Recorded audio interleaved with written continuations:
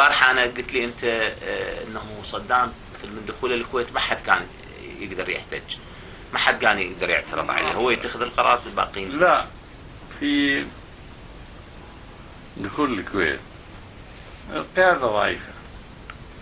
هو القيادة ضعيفة ليش؟ لأنه هو صدام انفرد أم لا؟ مو انفراد، يعني هو يقول لك يعني انصافا أنا صعب رأي.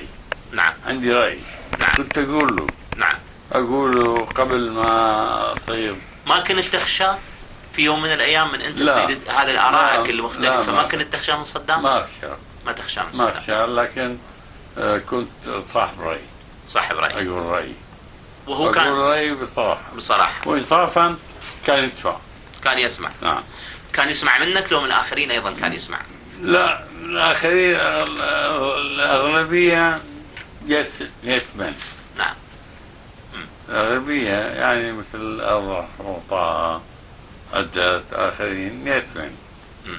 لكن أني بحكم كوني مثقف.